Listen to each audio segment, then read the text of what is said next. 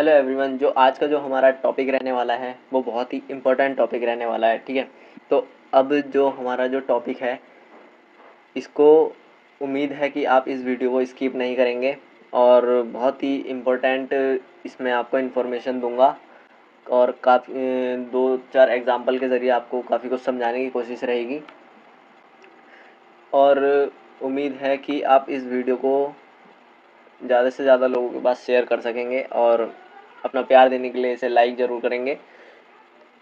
अब मैं बात करता हूँ कि अब इस वीडियो को ध्यान से सुनिएगा। अगर आप चलते फिरते सुन रहे हैं या फिर आप किसी ऐसी जगह पर हैं कि जहाँ पर नॉइस वगैरह है तो आप इसे मत सुनिए।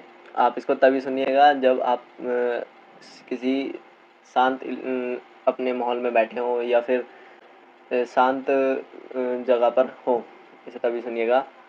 ठीक है, अब हम स्टार्ट करते हैं। जो आज का जो हमारा रहने वाला है, जो जिस चीज़ पर हम बात करने वाले हैं, जो टॉपिक है हमारा वो रहने वाला है live a comfortable life and live a hard life. इसका जो मतलब है, जो मीनिंग है, अब मैं हिंदी में आपको बताता हूँ।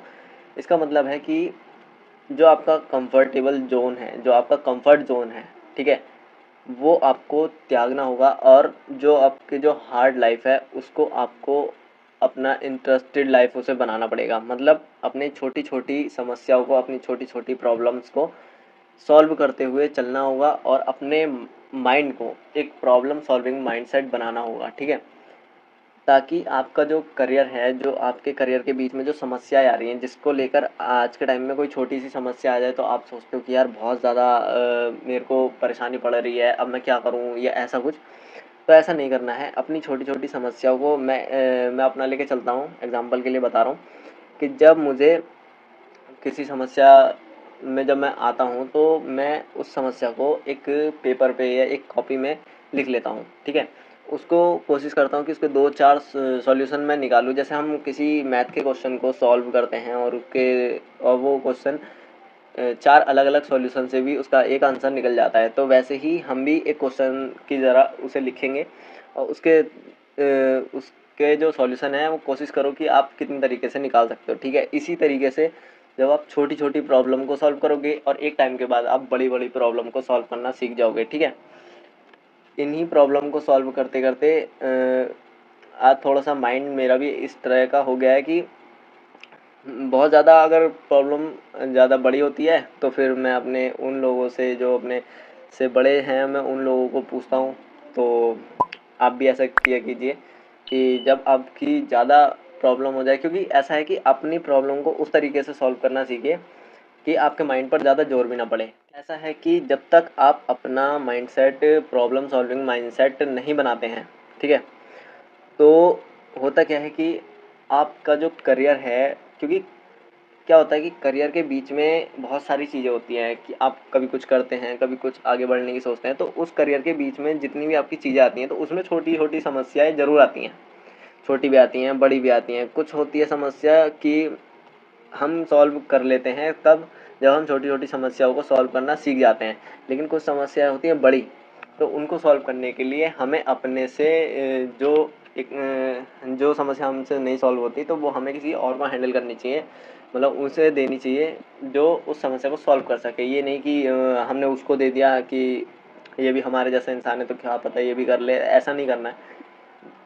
अपने आप से ही करना है और नहीं हो तब आपको किसी ऐसे इंसान को हैंडल कर देनी है वो प्रॉब्लम जो उसे सॉल्व कर सके। अब हम बात करते हैं कि अपने आप को थोड़ा सा अपडेट रखिए। ठीक है, किसी भी कोई भी नई चीज़ आती है, आप कोशिश करें कि उसके बारे में हल्का फुल्का नॉलेज जो है रखें। ठीक है, एक मैं आपको बात बताता हूँ, जो कॉमन चीज़ें होती हैं ना वो एक कॉमन इंसान से बहुत दूर होती हैं। मतलब ये हमारे टीचर्स हमें बताते हैं, मतलब मेरे टीचर हैं जो, वो उन्होंने हमें बताया था और इसका जो मीनिंग है वो ये है कि जो इंसान बोलता है ना कि यार, जैसे आपके भी फ्रेंड सर्कल में कुछ ऐसे लोग होंगे कि मान लीजिए आपका लंच हुआ, आप कुछ खा रहे हैं तो आपको स्पून चाहिए, मतलब चम्मच चाहिए कि यार मैं तो चम्मच से ही खाऊंगा, बट आपका दोस्त क्या कह रहा है, अरे चल यार हाथ से ही चलता है।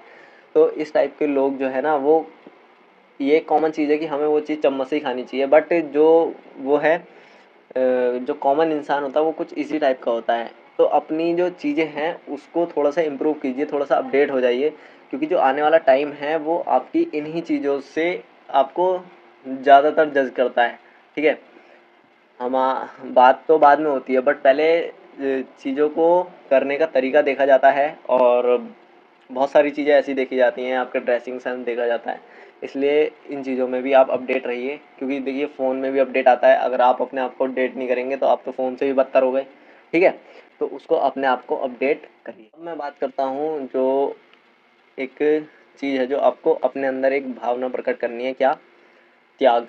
मतलब त्यागना सीखना है किसी भी चीज़ को, जो भी आपके रास्ते में रुकावट पैदा करती है, जो भी आपकी सक्सेस के रास्ते में रुकावट पैदा करती है, जो भी आपके करियर के बीच में रुकावट पैदा करती है, उसको त्यागना सीखिए, ठीक है। जो त्याग होता है ना, वो आपको कुछ ना कुछ ऐसा देकर जाएगा जो आपको बहुत ज़्यादा हेल्प करेगा, आपको आगे बढ़ने में बहुत ज़्यादा हेल्प करेगा, ठीक है।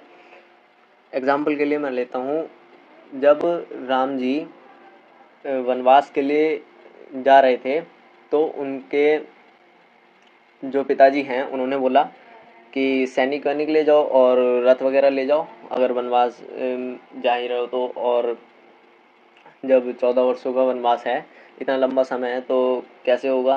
तो इसलिए वो कह रहे थे सुख सुविधा ले जाओ, तो उन्होंने साफ मना कर दिया। इस बीच उन्होंने कितने देवी देवताओं से वो मिले, कितने लोगों से वो मिले, ठीक है।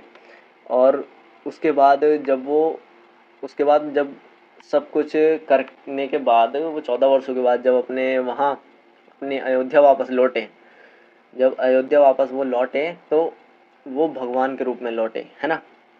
तो आप सोचो, जब वो भगवान जी बनकर लौटे, मतलब जब गए थे तो वो एक साधारण राजा की तरह गए थे, ठीक है, साधारण ब्राह्मण के रूप में गए थे, लेकिन जब वापस लौटे तो भगवान के रूप में लौटे। तो वो क्या, किस चीज़ का फल था? वो त्याग का फल था, ठीक है।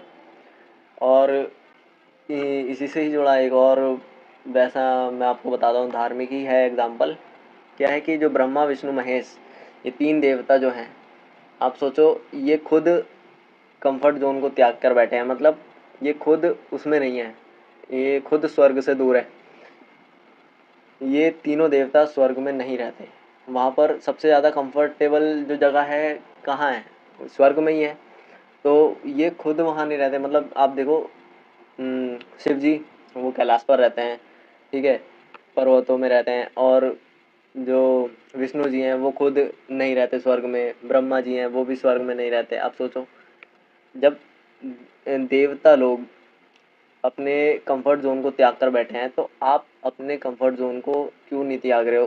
क्योंकि आप अगर कंफर्ट जोन को नहीं त्यागोगे, तो आप अपने जो रास्ते हैं, जो फैसले हैं, वो अपने आप नहीं ले पाओगे।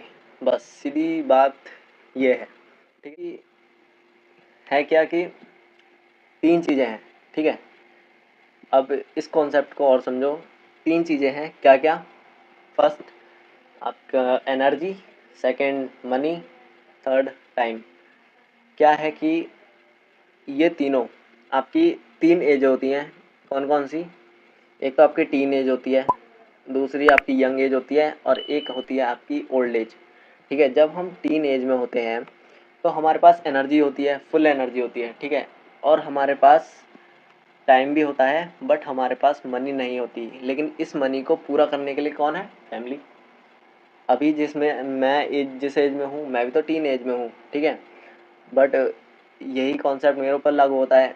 बट जब मैं यंग एज में आऊँगा, या आप यंग एज में आते हो, ठीक है, मैं सारे एग्जांपल्स कुछ जो एग्जांपल लेता हूँ, वो कुछ एग्जांपल तो मैं बता देता हूँ, बट जिस चीज़ के लिए मैं आपको बोलता हूँ वो चीज़ मैं अपने लिए करके बताता हूँ, ठीक है। मतलब जो मैं अपने लिए बोलूँगा वो आपको अपने ऊपर लेकर सोचना है, तब आपको असली जो वैल्यू है वो पता चलता। तो द टॉपिक होता हूँ, मैं बात कर रहा था, मैंने टीन एज के बारे में बता देता। जो यंग एज है, अब यंग एज में आपके पास क्या क्या होता है? तीनों में से यंग एज में आपके पास मनी होता है, और फुल एनर्जी होता है, एंड आपके पास टाइम नहीं होता, ठीक है।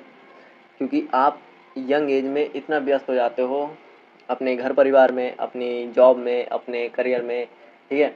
इसलिए उस समय आपके पास टाइम नहीं होता, मनी होता है और एनर्जी होती है, ठीक है, बस टाइम नहीं होता। एंड अब आता है ओल्ड एज। ओल्ड एज में क्या है, आपके पास टाइम भी फुल होता है, आपके पास मनी भी फुल होता है, बट आपके पास एनर्जी नहीं होती। बट ये मुमकिन कब होंगे, ये जो तीनों कॉन्सेप्ट मैंने तीनों के मतलब कि तीनों के कॉन्सेप्ट जो एज वाइज लेकर आपको बताए हैं, ये सक्सेस कब होंगे, जब आप कंफर्ट को त्यागोगे। वरना आप क्या होगा कि 2 लाइन के ज़रिए आपको समझा देता हूँ।